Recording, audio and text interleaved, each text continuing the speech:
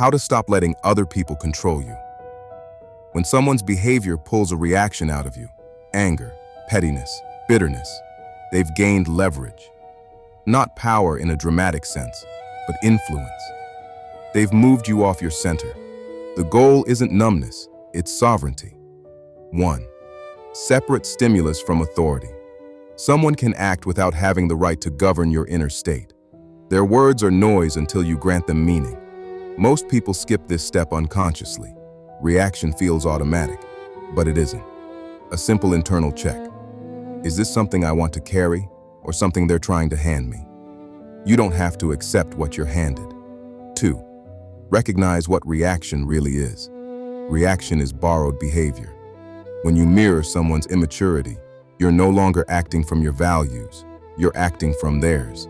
That's not strength, that's being led. 3. Understand that calm is not weakness. People often think silence equals losing, calm equals submission, restraint equals fear. In reality, calm is self-command, silence is discernment, restraint is power under control. Anyone can lash out. Very few can stay ordered while being tested. Why reciprocating bad behavior is immature. This is where clarity matters. 1. Reciprocity without discernment is childish. Children respond in kind because they lack internal governance. They think, you hit me, I hit you. Maturity introduces a pause. What kind of person do I choose to be here? Reacting purely because someone else did something first means your ethics are conditional. Your character is outsourced. That's immaturity, not morally, but developmentally. 2.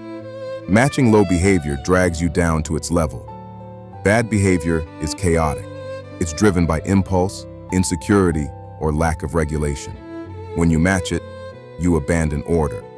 You validate the behavior as effective. You shrink your own standards. It's not standing up for yourself.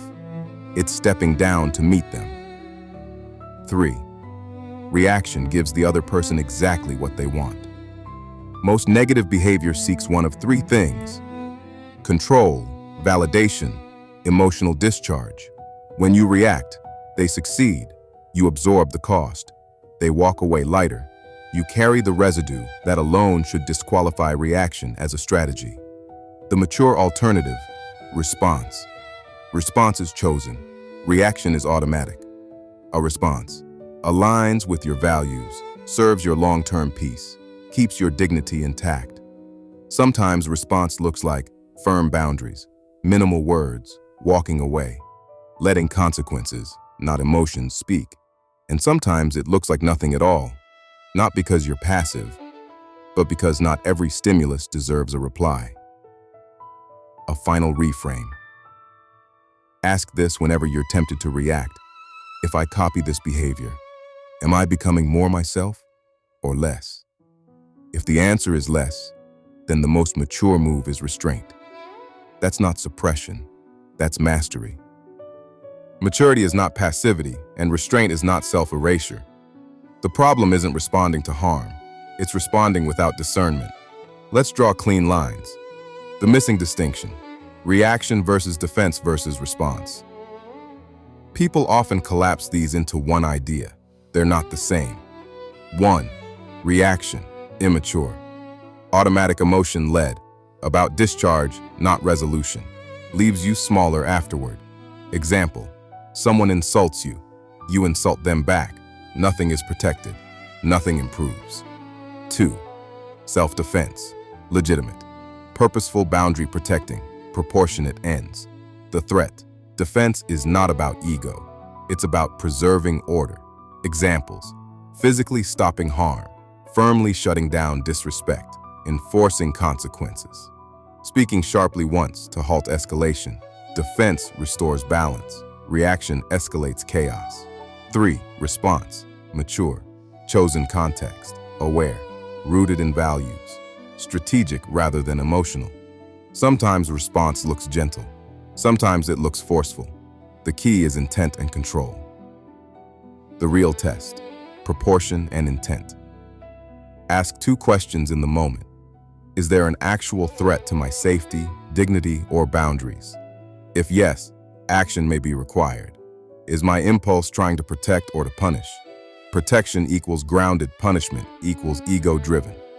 Punishment masquerading as standing up for myself is where immaturity creeps in.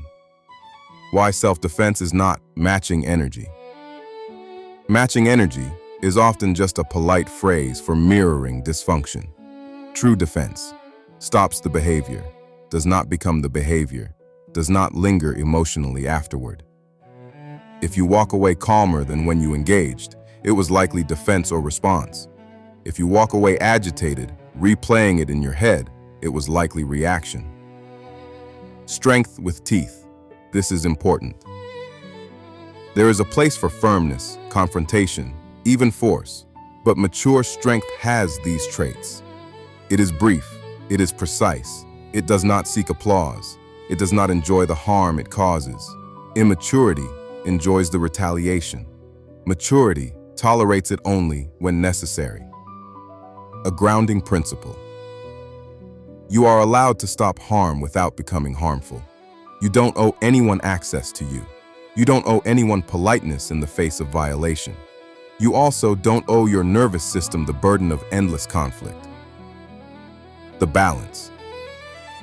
Do not absorb abuse. That's not virtue. Do not mirror chaos. That's not strength. Do enforce boundaries, calmly or sharply, as needed. Do leave situations that require you to abandon yourself. That's not contradiction. That's discernment. Surpassing energy is not spiritual bypassing, and it is not weakness. It is dominance without friction. What surpassing energy actually means. To match energy is to stay on the same plane. To surpass it is to shift the plane. When someone brings hostility, you bring composure. Chaos, you bring order. Pettiness, you bring clarity. Provocation, you bring finality. You're not negating them. You're ending the interaction on different terms. This is why it feels disorienting to immature people. They expected resistance. They met gravity. How to surpass energy, practically. 1. Lower your internal speed first. Negative energy is fast, jittery, impulsive. Before any outward move, slow your breath, relax your jaw, drop your shoulders. Whoever controls the tempo controls the exchange. 2. Refuse emotional symmetry. Emotional symmetry is a trap. Symmetry says, "You're upset, so I must be upset." Asymmetry says, "You're upset, I remain ordered." This alone communicates authority without words. 3. Speak less, but with weight. When energy is low quality, words are cheap. Short, clear statements land harder than explanations. That's not acceptable. We're not doing this. Stop. No justification, no performance. Excess words signal negotiation. Precision signals certainty. 4. End cycles, don't continue them. Matching energy continues the loop. Surpassing energy closes it. You close cycles by changing the subject, enforcing a boundary once, disengaging without theatrics, letting silence do the work. Silence, when chosen, is not absence, it's containment. 5. Operate from identity, not mood. Energy is temporary, identity is stable. Ask internally, who am I being right now? If the answer shifts with their behavior, you're matching. If it stays intact regardless, you're surpassing. Why surpassing energy matters. 1. It preserves your nervous system. Matching energy dysregulates you. Surpassing energy keeps your body calm, reduces rumination, prevents emotional hangovers. This is not just moral, it's physiological intelligence. 2. It deprives manipulation of oxygen. Manipulation feeds on reaction. When you surpass, provocateurs get bored, bullies lose leverage, chaos starves. They may escalate briefly. That's the death rattle. 3. It establishes quiet dominance. True dominance is not loud. People remember who stayed calm, who didn't scramble, who didn't need to prove anything. That memory changes future interactions without another word being spoken. 4. It aligns you with long-term power. Short-term satisfaction comes from retaliation. Long-term power comes from self-command. Every time you surpass instead of match, you reinforce, I govern myself. That compounds. The core principle, keep this. Matching energy keeps you trapped in the moment. Surpassing energy frees you from the pattern. One is horizontal, the other is vertical. A simple internal script. When provoked, silently say, this doesn't rise to my level. Not in arrogance, but in clarity. You are not above accountability. You are above being dragged.